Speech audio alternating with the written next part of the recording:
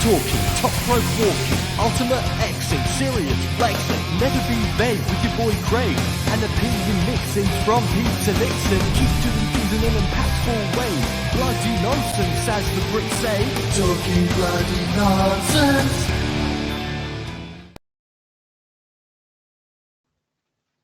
Yes, it's me. It's the MIC, Craig, aka Mr. Impact.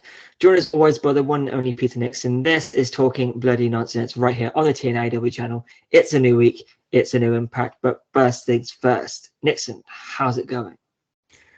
Not too bad, Craig. Is it as cold up there as it is over here? Bloody freezing. Mm-hmm. We hit -6 at one point. Haze. Yeah. Yeah.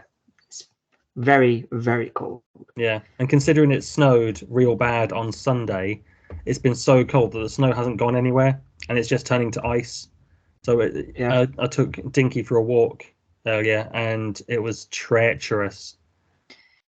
Yeah, I can imagine. We've been lucky enough to avoid the snow, just about. It's been mainly icy here, but snow's coming for definite. It's just fun. Yeah. I don't know how people can enjoy winter. Beyond me. But we're not a weather podcast. We are a wrestling podcast, funnily enough.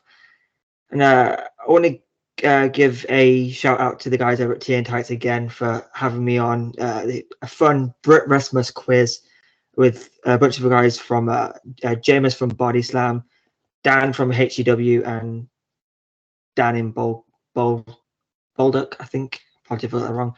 But if you go on TN Tights, follow them, subscribe to them. It's fun. Spoiler alert, I didn't win, but I did what I expected to do. I know.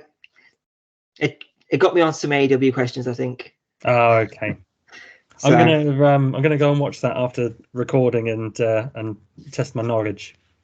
Yeah, it was a very, very fun quiz. It was all fun and some great guys on there. So go check that out. Before we get into it, I believe a friend of the channel submitted their own World of Sport fantasy roster. So if you want to give them a quick read through. Absolutely. So Big T, Tony Purdom of the Clef Movement, listened to our World of Sport rosters and he's provided his own. So the same parameters that we used, 20 wrestlers, 2 imports, 2 commentators, backstage interviewer, ring announcer. So from the top, Nick Aldis, RKJ, Michael Oku, Scotty Rourke, Zach Zodiac, the 8-7, who I think we both had them. No, you had them. We both had Sunshine Machine, who is next on the list. Charles Crowley, Gene Money, Johnny Storm, and Jody Fleisch as a tag team. Oh, I'm liking that. That's some old school. Yeah, I like it. Zack Sabre Jr., Will Ospreay. Now, I don't know if you could class these as imports, even though they are exports. Would you class these as imports? I don't know how that would fall under the parameters. I'm going to allow it because it's Big T. He's a lovely guy. They're British, so I guess it counts. Cara Noir, Lana Austin, Charlie Morgan, Session Moth Martina, Nightshade, Alex Windsor, Rhea O'Reilly, Millie McKenzie. His imports are Harry Smith and Mickey James. Backstage interviewer SoCal Val, who we both had. Commentator Nigel McGuinness and Billy Kirkwood, which I think that's a great team. Yeah, I'm into that. And ring announcer Simon Cassidy, who I'm not familiar with. Is he Progress? ICW, I believe. Okay. Yeah, I think he got very famous from doing the Grado introduction. Oh, okay. Yeah, I know who that is.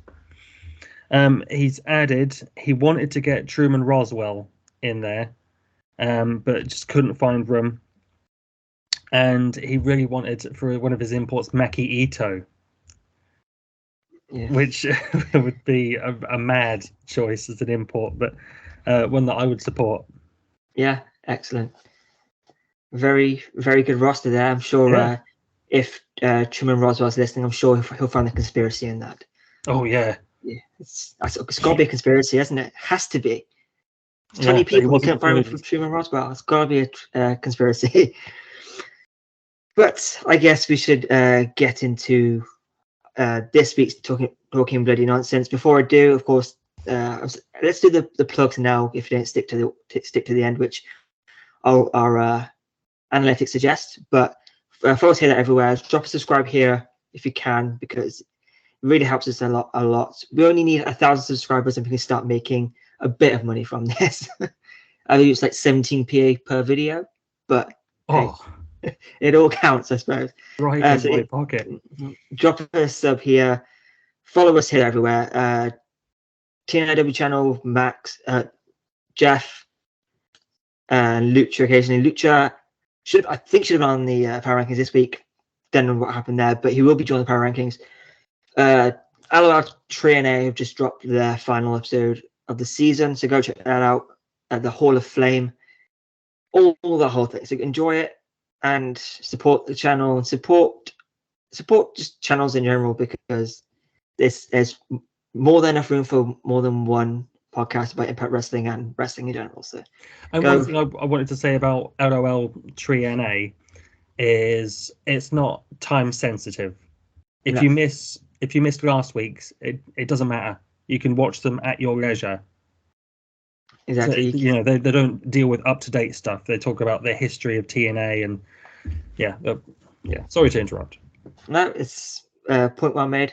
Yeah, you can just go check out all everything we do, because it's a lot of fun. We enjoy it, and we hope you enjoy it too. But now we'll get into our talking bloody nonsense. As you can see, there should be on tap. We're going to be talking Taylor Wilde. Who cannot Taylor Wilde? We're going to be taking a look at Impact in review. And in the final 10, I've got a fun quiz for Nixon to do from TNA Impact history. So stick around for that for final 10. But now, we've got to talk about it because it came out of nowhere. Josh Alexander versus Speedball Mike Bailey from Impact on Access TV last week.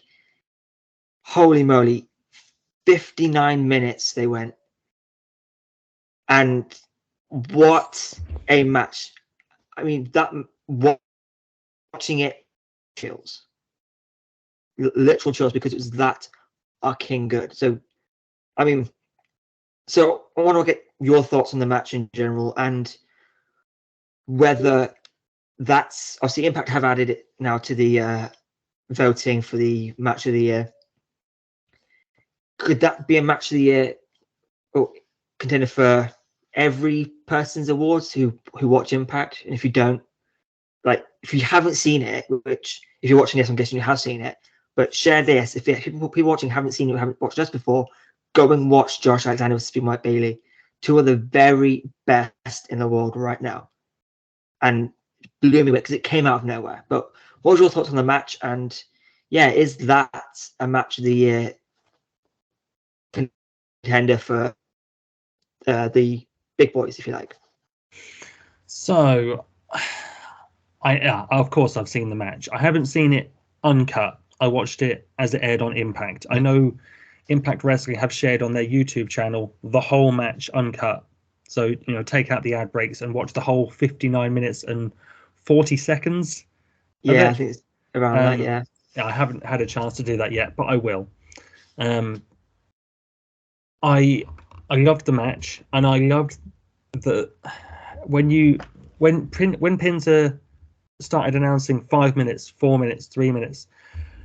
The logical thing is, this is going to an hour draw. I love the fact that it finished with 20 seconds left on the clock, and Josh hit the C4, could have pinned him, but then he wanted to make double sure that he wasn't kicking out, so he picked him up, hit another, and pinned him 1, 2, 3 with 20 seconds left on the clock. I thought it was an excellent match, start to finish.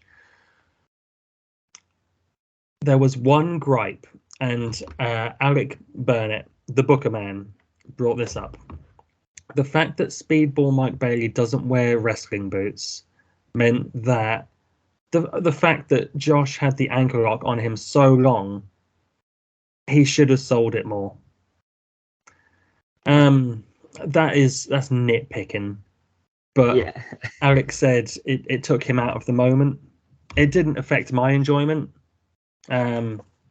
But I can see how, you know, Christ, if Jim Cornette was watching it, for example, if that would hamper people's opinions of it. Yeah, if you're a fan and you don't know that much about the ins and outs of how a match goes and how what people you think people should be doing, if you've booked matches in the past, if you're a fan, then obviously you wouldn't really have noticed.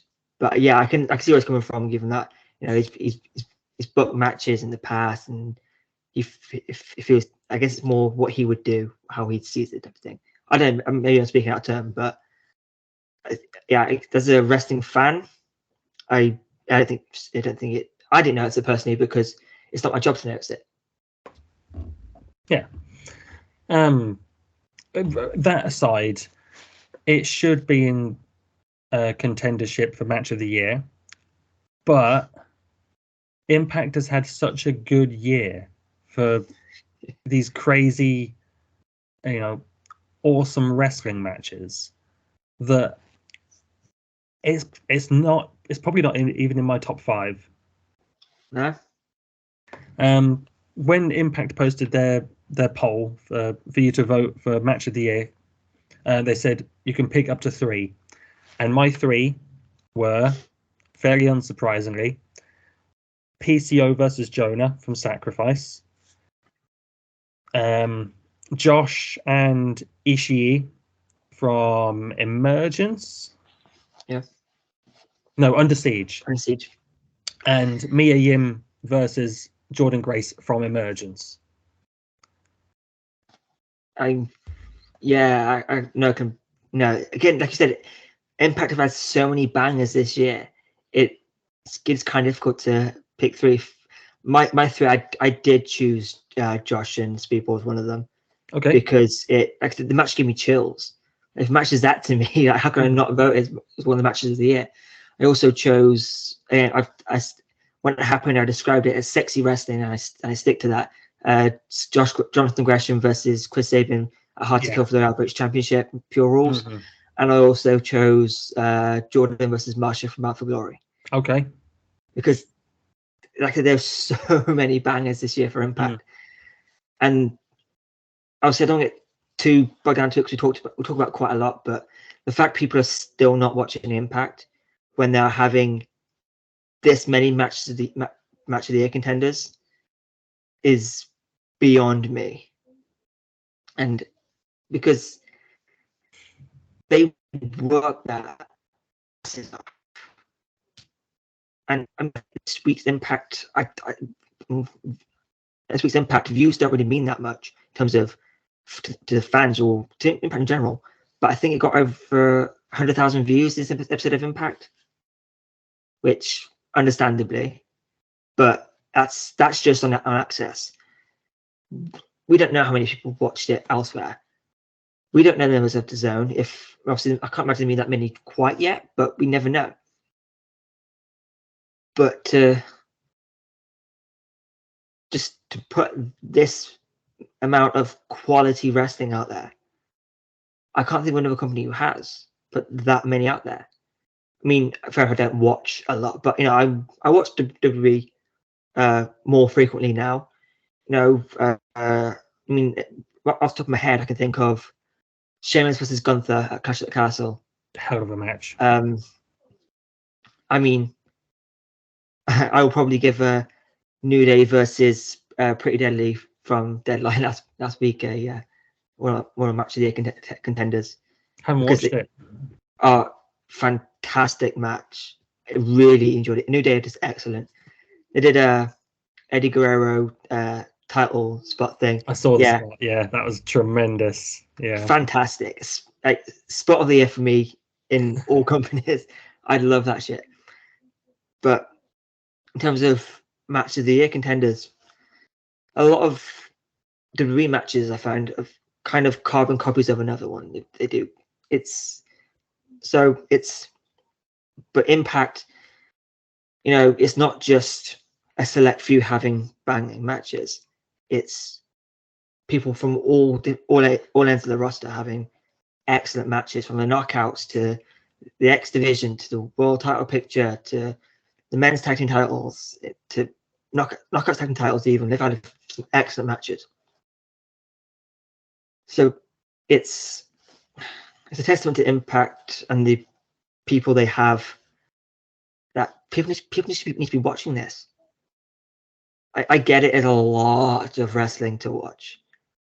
There's so much wrestling to watch, but Impact for me for the past 5 years has been can't miss.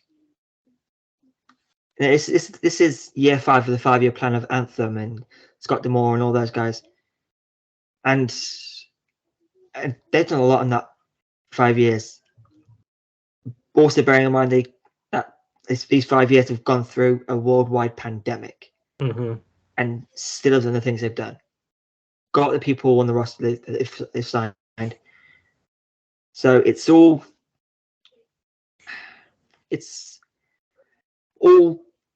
rounded up so nicely with these matches, because I mean, there's a couple that I thought should be on there, but I'm sure that's the case for a lot of people. Oh, this match should be on, this match should be on that. But the matches I have on there, any of them could genuinely win this. Yeah, I can't call because it. they're so good. I think people might be inclined to vote for a match that was on a big pay-per-view more so than a match that was on Against All Odds, for example. Yeah. Even though Against All Odds had Trey Miguel versus Speedball Mike Bailey, which is another match of the year candidate. That just using that as an example. I think so. The match of the year will probably be Jordan Grace versus Masha Slamovich. Yeah, I genuinely can't call it, because obviously, I feel like the Gresham and Sabin match may get almost forgotten about because it happened so early on, which is such a shame. But there's so much content to consume in wrestling that a lot of these matches are going to get overlooked. And it's such a shame. But this is all it all comes down to different perspectives, I guess, of what and preferences of what people like and people don't like. But honestly, because of Gresham and Sabin, Pure Rules has become one of my favorite stipulations in wrestling. I saw Chris Ridgway versus Emerson Jane at Wrestle Carnival in a Pure Rules match, and holy shit balls, they tore it down. Like a standing ovation, which that was the only standing ovation of the night. Even though every match was excellent, that match got standing ovation because they went for about 40 minutes. Oh, nice. Yeah, it's on the Wrestle Carnival YouTube page. Seriously, if you haven't, go and check that out, because that's so. Yeah, there's so many incredible matches, and for Impact to have a list that stacked of bangers, like it just shows how good Impact are, and just how talented this roster is. Because fly after banger after banger. So now let's take it on over to a little bit of a mystery, if you like, but not mystery to some, I'm sure. I believe started at the end of last week. Taylor Wilde's someone started posting videos on Taylor Wilde's social media. She'd been kidnapped, and she in one of the tweets she tagged Dion Peraza, and another one she tagged Sue Young. Not sure what's going on. I mean, whoever's posting these tweets use a lot of hashtags, just like Taylor Wilde does. So I wonder what's going on there. But yeah, Taylor Wilde's being kidnapped. What do you make of this? Do you think it will be played out on Impact TV? But I mean, I'm not going to give spoilers away, but this is obviously didn't happen before TV. It's because they filmed the last TV tapings of the year and some for the new year last week in Florida. Yeah. So what do you make of Taylor Wilde being kidnapped? You know, how do you think it's going to play out? Is it going to be another Samoa Joe kidnapping? Oh God. I'm not sure how it's going to play out. If you've seen the most recent video, well, this isn't a spoiler because it's up there for the world to see. Su Young's music is playing in the background, so she has to have something to do with this. I don't know. Is it going to play out on TV as well as on social media, or is it just a character switch for Taylor? Is she going to become more of that witchy persona that, you know, she is a witch in real life? Maybe she wants to, you know, pull from those experiences and change it up a bit, which I'm in favor of. You know, she's very much a white meat baby face. Yeah. So yeah, I don't know. It's hard to say right now. It'd be interested to see, you know, on tonight's episode of Impact, if it's even referenced. Right. Yeah, and that's the thing for me, because, you know, a lot of people do play out storylines over social media, and it's one of these things where I don't know what's going to happen either, and I guess that's the whole point. We don't know who's really doing this. We can guess, but if it's referenced on TV tonight, then again, you know, it could have been something that started this week, and so obviously they wouldn't have seen it yet when the TV tapings were being made. So yeah, maybe she's going to go to a more witchy side, which, like I said, I'm all for as well, because it's something we haven't seen from Taylor Wilde. We haven't seen her play a character other than, you know, smiley, happy baby face. I mean, I think when she came in, they had her in the Stars and Stripes. You know, she's from Canada, which is always interesting, I suppose.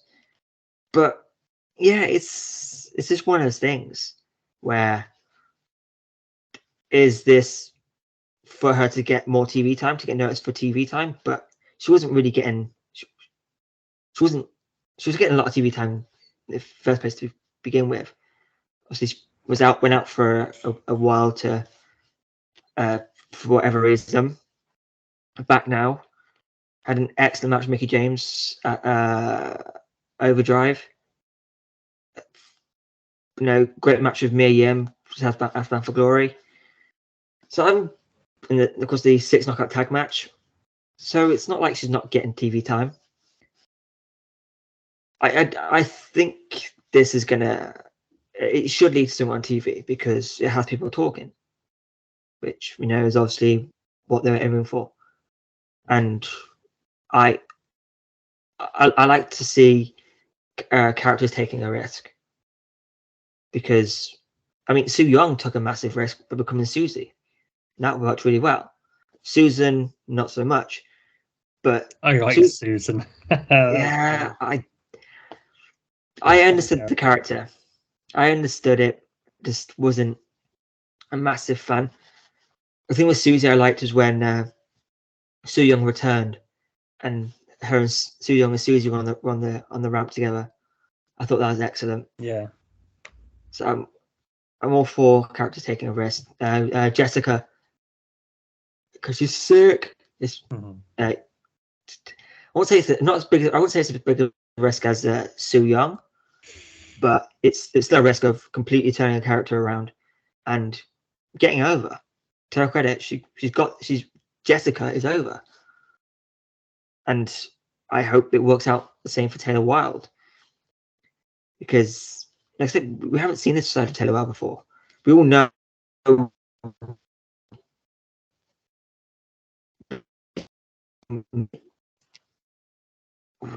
Dang Wi-Fi. We know what Taylor Wilde's into on social media, and it's all about whether they can make it work for TV. And these type of characters have if it even is going towards the witchy side of stuff, these characters have a mixed history of either going huge or just flopping down. You can never tell. It's all about how it's portrayed, I guess. Impact tends to do well with the dark arts side of characters. They've got it down to a T at this point. So yeah, I first of all, I hope Taylor Wilde is found. Who do you think did it? If you had to pick a name out, are you going to go with Soo Young? Like, could it be a red herring they're throwing out at us? Yeah, if she's going this witch direction, as in WITCH, then I think it's probably Soo Young. Yeah. I'm going to go with Ricky Dragon Steamboat. Because of the Smojo thing. The plans were with Smojo, it's supposed to be Ricky the Dragon Steamboat. I did not know that. Yeah, according to Bischoff on the 83 Weeks podcast, the plan for this Smojo thing was to get Ricky Steamboat in and show some vignettes of Steamboat having Joe doing all these training vignette things and bring Steamboat back as Joe's manager. That was the plan, but Steamboat couldn't do it, so they just dropped it and brought him back. Oh, well, that would have been cool. But did Ricky the Dragon Steamboat need to kidnap Samoa Joe in order to do these training montages? And that's the thing. It was a whole clusterfuck. I mean, I'm trying to remember. Was it before or after the Samoa came back with the face paint thing? After Joe, was he already doing the face paint before he got kidnapped? Because it was around the 2009, 2010 mark, if I remember rightly. So around that time, it was definitely the Hogan era. Yeah. And where it was Impact with a lowercase I. Hmm. And an exclamation mark. Yeah. Oh, dear me. I think, no, was that the Monday Night War thing? They tried it anyway. Mm-hmm. Yeah, it would have been that time period. But yeah, but in all seriousness, I do think it's Soo Young. It would be a good way to bring her back into it. Yeah. Because she's been missing for a while now. Obviously, I mean, she had a baby, 6-7 months ago, if that, a bit longer maybe. So it is time now. Bring her back in. I know she's been working some indies. All right. So hopefully we do see Soo Young back on TV because she re-signed and we haven't seen her.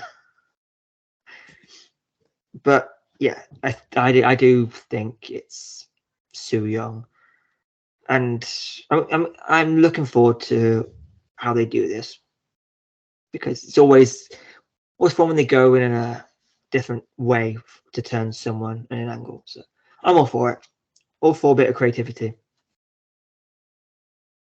Now we're gonna take it on over and we're gonna take a look at Impact in general of this year. Now I know we've talked about a little bit about in the main headline, but Impact this year, what a year!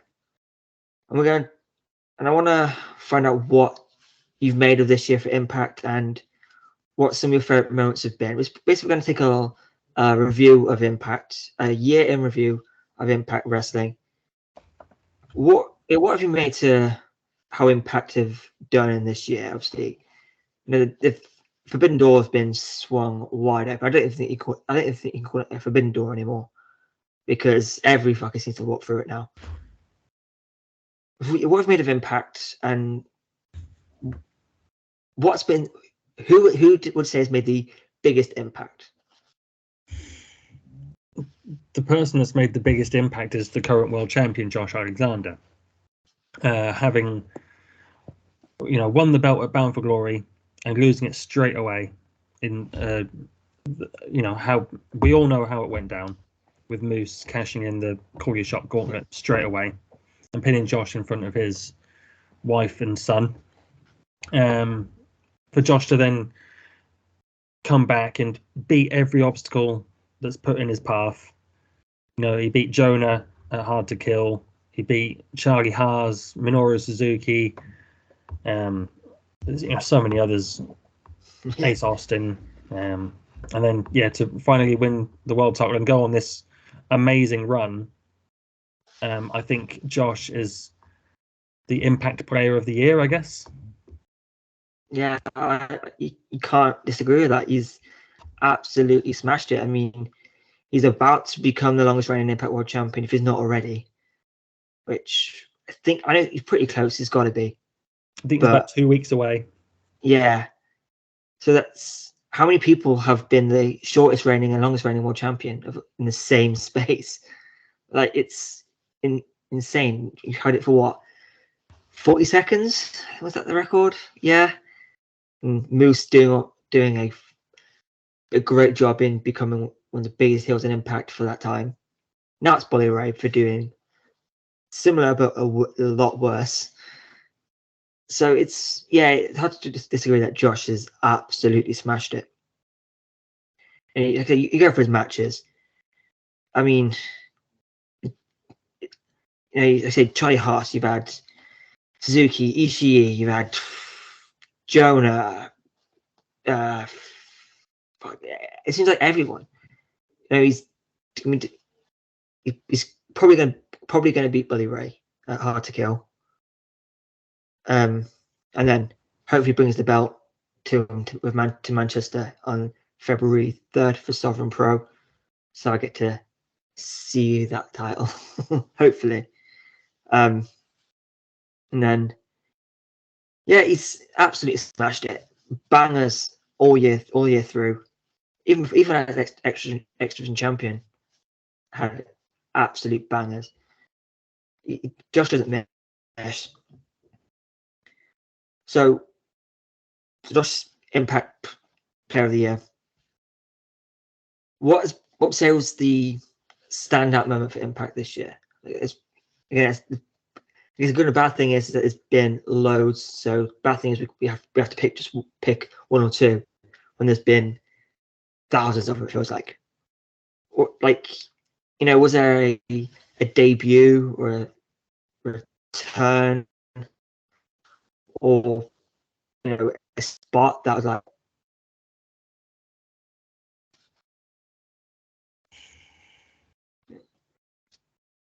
was that what could be that moment for you? The first thing that comes to mind is the debut of Honor No More at Hard to Kill. Because it was 6 people debuting right away. It was the Kingdom with Maria, so that's 3. PCO, Vincent. So 5 of them. Yeah, the King came in later, yeah. All 5 of them debuting just like that and destroying everyone in that big 10-man tag. Yeah, hardcore war. Which it was a war, and then they came in, and then when Eddie turned, that for me was one of the biggest reactions of the year from me personally. I was fuming, livid, and that just goes to show how good that moment was, because they wanted a reaction and they got the reaction they were looking for from me anyway. I know people said this saw it coming, and I did to an extent, but still pissed off with it. Because as Eddie was Mr. Impact Wrestling. Obviously, you can make him go for Moose, but Eddie was and is, if you're going off today's era of Impact, it'd be Eddie Edwards, Sammy Callahan, and Moose, and Josh Alexander. They're the 4 pillars of Impact at this point. Mm-hmm. And to have Eddie turn like that, which at the time, Eddie needed it. He needed something for a while, and he got it on no more. Yeah. So we talked a little bit about it, but looking now it is over. On no more. Obviously, because it kind of fluctuated in getting pushes and not getting pushes. What would you say was the main factor in that? In Honor No More not working? Yeah. It was the fact that, you know, these wrestlers had to move on.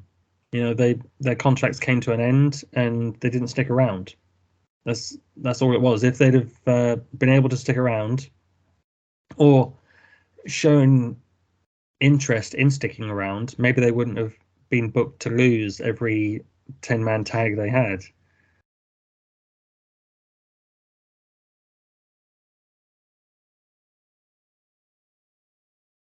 It's sorry about the Wi-Fi problem, folks. It's freezing cold, so nothing seems to work when it's cold in this country. Did you get what I said? In this country. Yeah. It's how it is no one showed really much interest in sticking around and had to move on.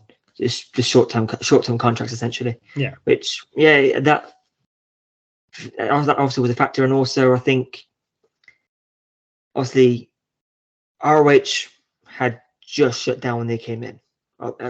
It's only been a couple of weeks after the final battle, and all these guys came through. Yeah, it was fresh in people's memory. Yeah, and no one was really sure what was going to happen with Ring of Honor. Yeah, you got to remember on the Hard to Kill show, not just Honor No More debuting. You had Jonathan Gresham defending the Ring of Honor World title with Ian Riccaboni and Bobby Cruz on the call. You also had Roxy, who went on to become the new NXT Women's Champion of Roxanne Perez. Yeah, she was in the crowd, and she defended the Ring of Honor Women's Championship against Deonna Purrazzo the next week on Impact. So Ring of Honor was very much at the forefront of people's minds. So the fact that this invasion of honor happened that night, it was a big moment. Yeah, massive. You know, so we know now that Anthem did try to buy Ring of Honor. They were very much interested in, and whilst I would like to have seen that, I'm guessing Tony Khan and AEW and the Khan family had a bit more to spend on getting Ring of Honor in. So that's obviously, not to say Impact wouldn't have done a fantastic job. Anthem, we know what they can do. So it's all about what you think. Listen to me, Tony Khan. If Anthem had bought Ring of Honor, at least they'd have had a TV deal. Yeah, but they're they rebooted the Honor Club, was it? Yeah. Mm-hmm. Which, come on, bro. It's who's going to be spending money on Honor Club? I dread to think how many people are buying the pay-per-views. Yeah, I mean, I know a lot of people. I haven't seen the pay-per-view, but I know people were a bit pissed off and confused to the world title finish. I haven't seen the show yet. I will watch it. I do want to watch it, but yeah, the booking decisions just make me so mad. Jericho was on a good run with the Ring of Honor World title, and the stakes were, if Claudio Castagnoli had won the match or had lost against Jericho, he'd had to have joined the Jericho Appreciation Society. Right. Which you know they'd have made that entertaining. Instead, they went, root bland. I love Claudio Castagnoli. He's one of the best wrestlers in the world. But there'd have been so much more entertainment, sports entertainment, with Claudio Castagnoli being a part of the Jericho Appreciation Society. We know the Blackpool Combat Club is dead. Regal's going back to WWE. So Just let it dissolve gracefully and have Claudio do something different. Yeah, I mean, obviously, I don't watch AEW, but I'm aware of who's in the Jericho Appreciation Society, and they've got Jake Hager. That's something there with Claudio and Hager. Yeah, That's something right there. But I don't watch, so I can't really. I'm not really want to say anything. But it's a bit. Didn't every title change hands? every title changed hands. Dalton Castle and the boys won the 6-man tag titles from the Righteous at the last pay-per-view. I think it was Death Before Dishonor. I don't think they ever defended the titles. They lost them to Brian Cage and the Gates of Agony on Final Battle. What's the point? Hey, I guess having two companies to book isn't that easy. But I think a lot of people saw this one coming. I think a lot of people saw that coming. But yeah, it's so disheartening because I was a big fan of Ring of Honor. Since I discovered it in 2003, I want to say, same sort of time I discovered TNA. I started buying the DVDs and I got really into it. And I've been to loads of Ring of Honor shows in the UK and even in the US. So it's just disheartening the state that the company is in now. Yeah, I mean, I just obviously I've only ever watched from one Ring of Honor show, and that was long after the Elite had left. When the so-called Ring of Honor fans buggered off to follow the Elite. Let's be real, they were there for the Elite and they left when the Elite left, which it's really sucky. Yeah. But yeah, I mean, I was going to start watching Ring of Honor until I learned Tony Khan had bought them. Then I wasn't that interested. Impact made me want to watch Ring of Honor when it started up again, but when Tony Khan and Nazis bought them, I wasn't that fussed. Yeah. But anywho, massive tangent right there. Yeah, that's our biggest tangent ever. Yeah, has to be. We really need to get a tangent T-shirt made or something, because it's always seems to do. On back to reviewing Impact just quickly. It's been one hell of a year for Impact, and for me, the biggest surprise, the biggest thing they did was having Jay White turn on God. That happened on Impact.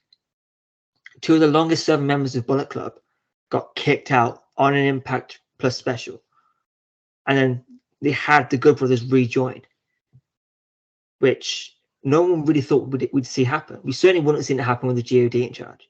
Well, even though God were never really in charge, but they should have been.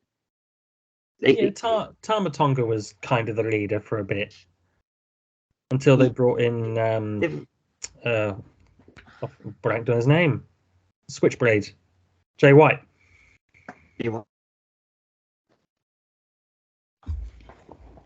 So they brought in Jay White.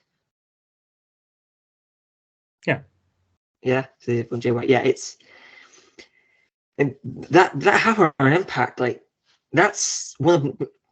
When I said when it happened, that's one of New Japan's biggest factions, their biggest faction, and they kicked out two of the biggest members in that group. One of the members that kept the group going when people started to give less of a shit about them.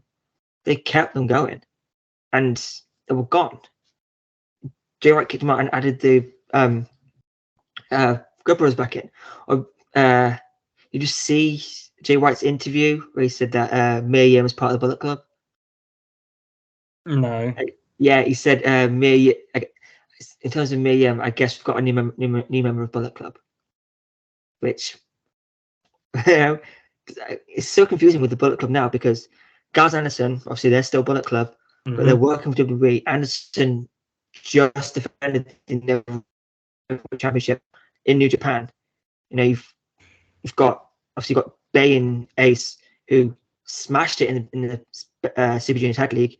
Unfortunately, lost the final to all that. But still, when 6-2 into the final and could have won it. Don't know why it didn't, but I guess they didn't want Leo Rush to retire again. Yeah. So it's all Bullet Club coming to Impact in general was massive. Chris Bay being added, fantastic. Ace Austin, how are you feeling on Ace Austin being the Bullet Club now? Because I know you want Tukey on it at the beginning. How are you feeling on as Ace in Bullet Club now? I don't know. I just think he was better as a dickhead heel on his own. Yeah, I love Ace and Bay as a tag team. I think they've done tremendously well, and it's only a matter of time before they're the Impact Tag Team Champions. Absolutely. But I just think Ace was on such a great run. He's the exhibition champion. And they put him in Bullet Club, and he hasn't really done much. Yeah, I mean, obviously he came back off that incredible run in Best of Super Juniors. Just had a fantastic run. Became a member of Bullet Club, and I don't think Impact really capitalized on that when he came back. He was just... a few months before this, Ace and Bay were in a massively heated feud. They come back, they didn't address that they were in a feud, and now, because they're Bullet Club, they're a team. Which, again, I'm with you in the fact that what a team they are, and they are absolutely, if not the next Impact World Tag Team Champions. I think it has to be done because they are doing such a good job and have smashed it in Japan. They're over so hard in Japan. It's so good to see because, I know Ace Austin, from being in the Best of Super Juniors, attracted a lot of Japanese fans to watch Impact. Even though a lot of them couldn't because it wasn't available there, but now it is in DAZN. It's available in Japan now, and if they have DAZN, because the Japanese fans are hardcore. I know a lot of people tend to spin the narrative of the Japanese fans they don't really make much noise and they just applaud, but I've heard them get loud. Yeah, we know they can't. They're not allowed to right now because they're still not allowed to shout in Japan, I believe. In that's crowds. correct. Yeah, in indoor venues, for sporting events and things like that, they're not allowed to verbally make noise. They can clap, but they can't open their mouths at all. I think Ospreay said that's changing. It's changing soon, but it changes after Wrestle Kingdom, I think. That's a pity because especially if the rumors are true about Mercedes, Sasha Banks, except I don't even know how much reaction Sasha Banks will get in Japan because I imagine she's a running star. Because it will be a big deal in the wrestling world. I think she'll get a big reaction. Yeah, I don't know if her style will translate to Japan. I might be wrong. Yeah, I mean, I've never I've only seen a couple of matches from Japan, and I've never watched Wrestle Kingdom, and I'm going to this year because it's getting people from AW, potentially Impact, WWE now. This will be huge, and I have to see it. It'd be worth waking up at 8 o'clock for, 7 o'clock for. Yeah, something like that. It's early, and they've got a great English commentary team. Yeah, I heard them because the Ace and Bay's first match in the Best of Super Juniors was free on the New Japan World, so I caught it, and fantastic match. So and the commentary were great, and they put over Impact as well, which love to see it. Yeah, because it works both ways with Impact and New Japan. I've noticed it's a proper working relationship, that one is. And like you said, New Japan, they're doing a lot for Impact, and they don't really need to, especially after they could have just fucked off Impact after the way it went down last time, but it didn't. They realized Impact has matured, and they kept it. They kept it professional. Impact are giving the tag team champions. We've had their tag team champions on. We've had the never open weight champion, world champion. We haven't had the US champion yet, but I hope we do, because we said Will Ospreay is fantastic, and I hope I want to check out when I think December 12th at Rev Pro. So Ospreay versus EC. That's me banger. Wi-Fi again. Dang Wi-Fi. So, yeah, and also I got most of that. Yeah, and also Zack Knight's got a big match as well, defending the British Heavyweight Championship on behalf of Ricky Knight Jr. against Great O'Khan, which is going to be excellent. Shout out to RKJ.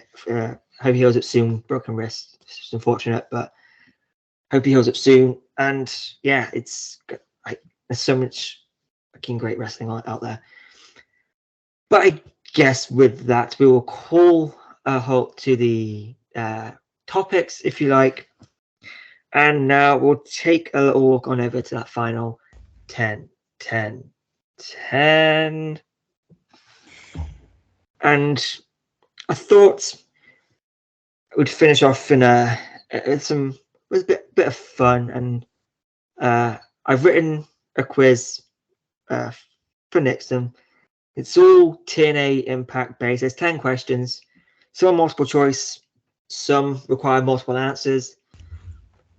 But I guess without any further ado, question number 1 is Deonna Purrazzo became champ when she became AAA, Reina de Reinas, and ROH Women's Champions. But who did she defeat to win both titles, and who beat her for both titles? Oh, okay. She won the Ring of Honor Women's Championship from Roxy and lost it on Dynamite to Mercedes Martinez. She won the AAA Reina de Reinas Championship from Taya Valkyrie. That's wrong, I'm afraid. Did you say she won the title from? Yeah. Yeah, no, it's incorrect. She lost it to Taya Valkyrie? Deonna Purrazzo. So Deonna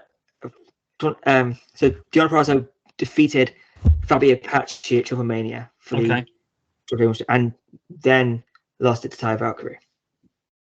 Okay, so I'm 3 for 4. So I'll give you 1.5 points on that one. Okay. So next up, we have which pay-per-view? It's an easy one. Which pay-per-view did Sami Callihan debut at? It was Bound for Glory 2017. Correct. Yes, it was in the World Tag Team title match. LAX versus OVE.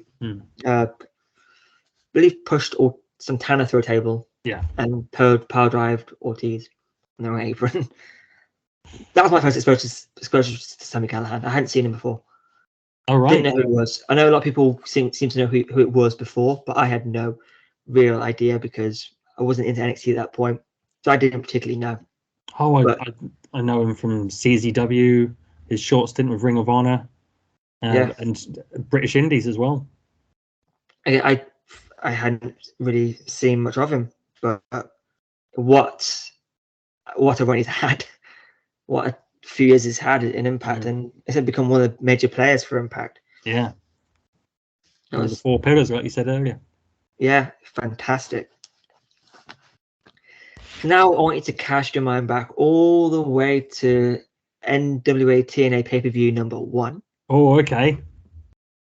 And we're in the gauntlet for the gold for the NWA World Championship.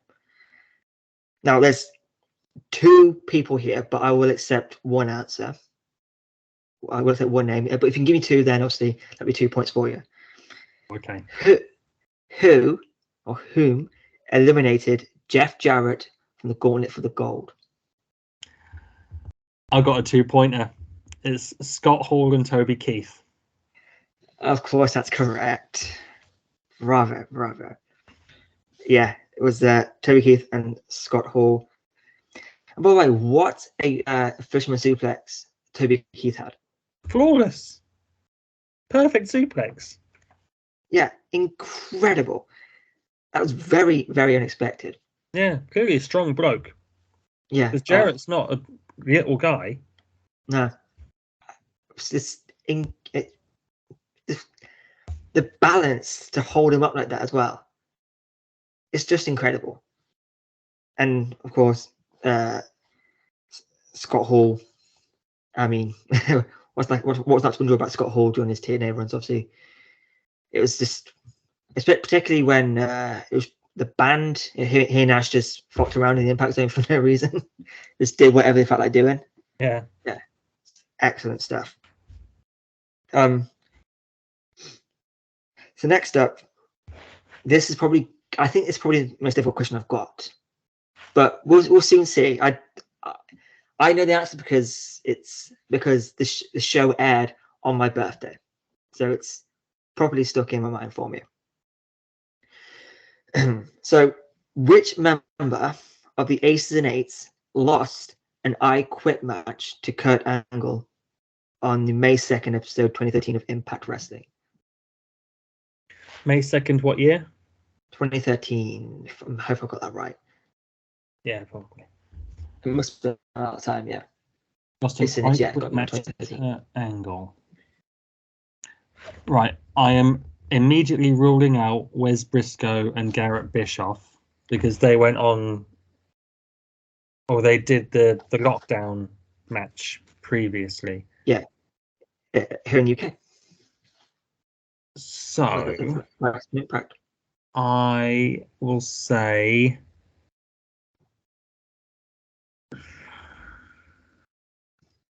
I'll go with Nux. Going with Nux. That would be incorrect. Okay, it probably wasn't Gallows. I think he'd gone by then. D'Lo? It was D'Lo Brown. Now, so far you have 2, 3, 4.5 points so far. Next up, again, this, I don't know if it's that difficult because it's quite a memorable moment, but I'll go with it. What weapon did Drew Galloway use to beat off the BDC in a surprise Impact debut during the Maximum Impact tour? What was the weapon? It was a pipe because he raised it up like that and he cut Loki like that. And Loki looked pissed off. That is correct. It was a steel pipe. Mm. Yeah. Boy, what a moment that was, because I don't think anyone actually knew that was happening. No, I didn't even expect it. No, that wasn't leaked anywhere, which is a massive surprise. Mm. Like, that was kept a real secret. And then Drew went on to have a fucking fantastic run in Impact. You know, becoming TNA Impact World Champion. Having Kurt Angle's last match, I think. One of them, for sure. Yeah. I think Angle lost a title to Lashley. Right. I think. I know that was at the in the UK tours. One of the last UK tours, if I remember rightly. Yeah. Which was a shame. A lot happened with Angle in the UK tours. Yeah. Won the World Championship, lost the World Championship, went in the Hall of Fame. Like, it was accepted Hall of Fame. Like, Angle did a lot during those UK tours. And they were great fun. All right, next question. This is for the trivia people out there. Whom did Bobby Roode defeat to become the third King of the Mountain champion? Who did Bobby Roode defeat? I'm gonna say PJ Black. You're saying PJ Black. That would be correct. Yay! So that puts you on 6.5 points. PJ Black. So now I'm gonna need multiple answers from you on this one. But there aren't select for you because there's multiple to choose from, but I only need 3. Okay. Can you name 3 championship titles from other promotions that have appeared on TNA/Impact?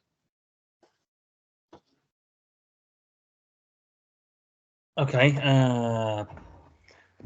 There's loads. And we're talking any company. Yeah, any company. 3 other promotions championship that have been featured on Impact and have been recognized on Impact, not just brought on and no one said any word. Have been recognized on Impact. Well, the Ring of Honor World Championship, the IWGP Tag Team Championships, and the AAA Reina de Reinas. Yep, I'll take those. Yep, absolutely take those. Yep. Like I said, there's been so many. I mean, of course, we've had I'm pretty sure we've had the IWGP Heavyweight title in all its forms on Impact at one point. Yeah, probably. And you've had Dragon Gate championships. Aries carried 3 Brit Rest titles on there. Yeah. Oh, the Hardys had so many tag titles. Yeah. In the multiverse run. And obviously it did finish in WWE as well, which I think was the whole plan. Because just before they went before Mania, they picked up the ROH tag titles. That's a Supercard, I believe. Yeah, they lost them to the Young Bucks, and then the night after they were on WrestleMania. Yeah, and they had every title, which is awesome. So next up, this is a multiple answer, but I only need the correct answer here. Which wrestler has the most Bound for Glory main events? Now I want the people, not special referees, people who have actually competed in the match. And I'll give you the answer. I'll give you 3 answers to choose from. We have Kurt Angle, Jeff Hardy, or Sting. Who has the most Bound for Glory main events? I'm gonna say Sting. Sting is correct. It's 5 Bound for Glory main events. Angle has back to back, wasn't there? Yeah, put it back to back. Is second to 6th, yeah. Because Rhino and Jarrett main event the first one. Kurt Angle has 4, and Jeff Hardy has 3. Okay.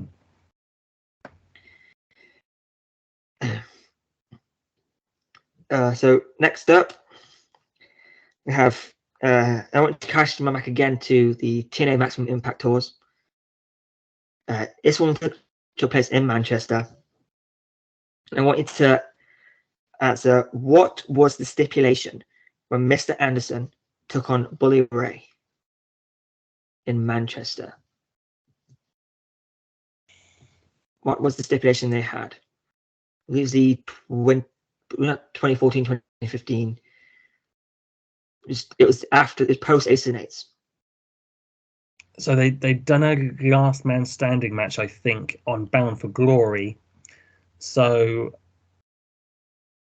I'll say a tables match. That is incorrect. It was a coffin casket match. Oh, I do not remember that. Yeah, Bully Ray, it's in Manchester, and Bully Ray wore a Liverpool shirt to the ring. And Anderson mic checked him into the coffin and threw the Liverpool shirt in there as well. Okay. Now, your final question. When Kurt Angle was had all belts, who defeated him to become the X Division champion? Final question. Who defeated Kurt Angle to be X Division champion? Black Machismo. Jay Lethal was one of my favourite matches of 2007. Kurt Angle and Jay Lethal at No Surrender. Hell of a match. That is correct. Of course it is. Bravo. You believe you only got 2 wrong there out of 10. That's very, very good. Probably better than definitely better than I did on the TN tights. So, bravo, you win. You win.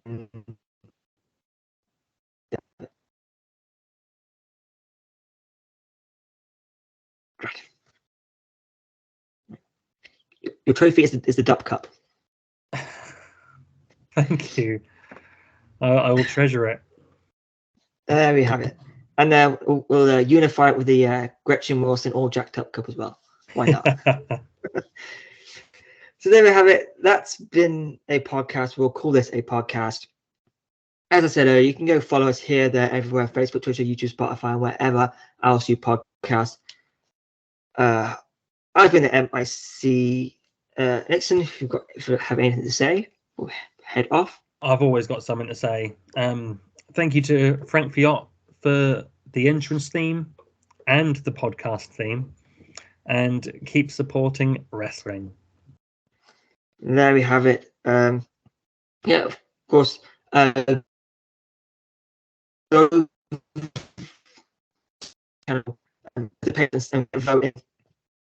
on the nonsensies for Impact, and that would be those will up to third week as this third vote as this one airs. We've probably never more time you watch this, so go check those out. Vote for who you think deserves some nonsensy awards. Apart from that, I've been at MIC. This has been Nixon. Until next time, goodbye, my friends.